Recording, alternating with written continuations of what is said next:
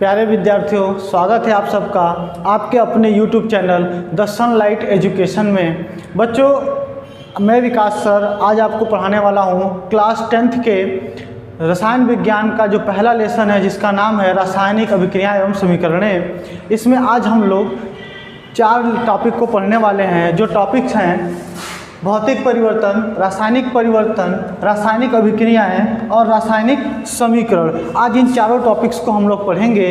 तो बच्चों, जब वीडियो हम लोग शुरू करते हैं, इस बच्चों भौतिक परिवर्तन पहला है जो टॉपिक है वो है भौतिक परिवर्तन। भौतिक परिवर्तन में आज हम जो सीखेंगे वो है कि भौतिक परिवर्तन क्या होता है। तो बच्चों, भौतिक परिवर्तन एक ऐसा परिवर्तन है जिसमें पदार्थ का स्वरूप बदल जाता है, परंतु पदार्थ का जो रासायनिक संगठन है वो नहीं बदल पाता।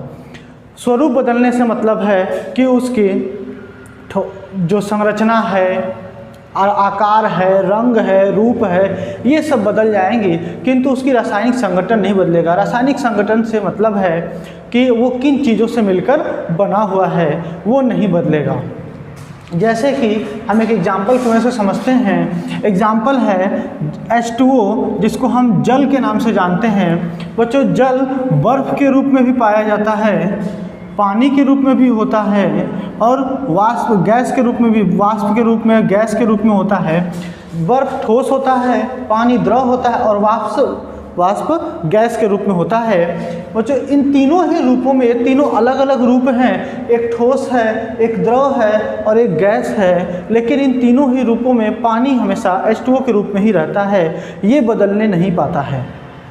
पानी का यहाँ ठोस रहेगा तो आप जानते हैं ठोस एकदम सॉलिड होता है वो, और पानी द्रव के रूप में होता है, इसके अंदर बहने वगैरह का गुण भी होता है, और वाष्प जो कि गैस अवस्था में चला जाता है। इसके बाद भी जब भी हम देखेंगे उसके रासायनिक संगठन को, तो इसका रासायनिक संगठन हमको H2O ही मिलेगा, ये बदलने नहीं पाता है। इसी को हम बोलते हैं भौतिक परिवर्तन।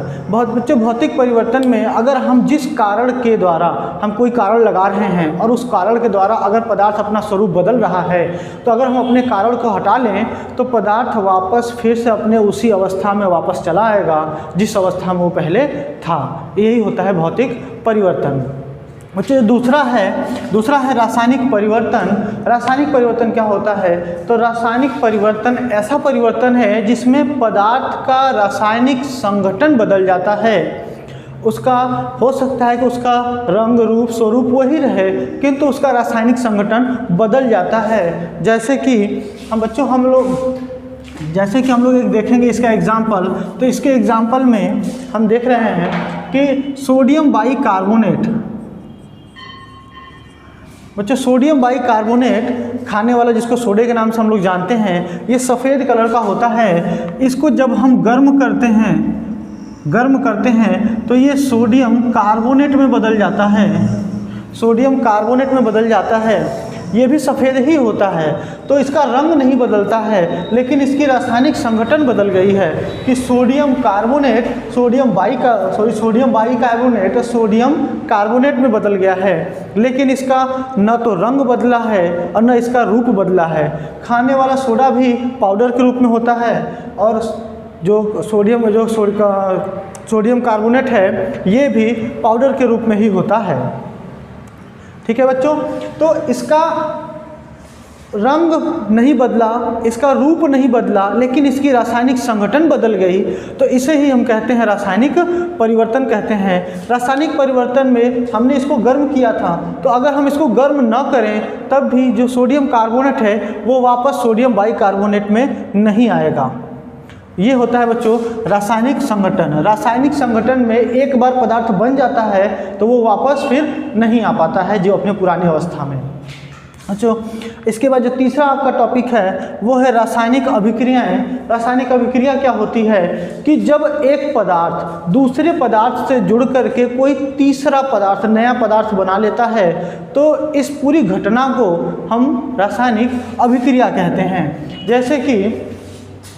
जैसे कि बच्चों, हम एक अभिक्रिया लिख रहे हैं। जैसे कि एक कार्बन है, कार्बन ऑक्सीजन के साथ कार्बन ऑक्सीजन के साथ अभिक्रिया करके या जुड़ करके कार्बन डाइऑक्साइड बना लेता है, कार्बन डाइऑक्साइड बना लेता है, कार्बन ऑक्सीजन के साथ जुड़ करके कार्बन डाइऑक्साइड बना लेता है। तो इनके जुड़ने की जो प्रक्रिया है उस प्रक्रिया को हम बोलते हैं रासायनिक अभिक्रिया।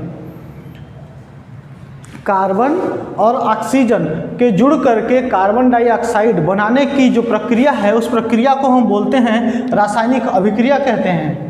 और बच्चों इस अभिक्रिया को, रासायनिक अभिक्रिया जो ये हो रही है, इस अभिक्रिया को हम जिस प्रतीक के माध्यम से या जिस समीकरण के माध्यम से प्रदर्शित करते हैं, दिखाते हैं, उसी को हम बोलते हैं रासायनिक समीकरण। जिस रासायनिक अभिक्रिया को जिस प्रतीक या फिर समीकरण के माध्यम से प्रदर्शित करते हैं, दिखाते हैं, उसे ही हम बोलते हैं रासायनिक समीकरण कहते हैं बच्चों। तो रासायनिक समीकरण समझ में आया क्या होता है कि रासायनिक अभिक्रिया को जिस प्रतीक या समीकरण के माध्यम से प्रदर्शित करते हैं उसे ही हम रासायनिक समीकरण कहते हैं। तो आई होप बच्चों कि आप लोग को ये सब जो टॉपिक है ये सब अच्छे से समझ में आ गया होगा। बच्चों वीडियो अच्छा लगे तो इसको लाइक करिए, सब्सक्राइब करिए और अपने सभी दोस्तों तक इसको शेयर करिए ताकि इस वीडियो का लाभ ज़्यादा से ज़्यादा बच्चों को मिल सके। धन्यवाद दोस्तों।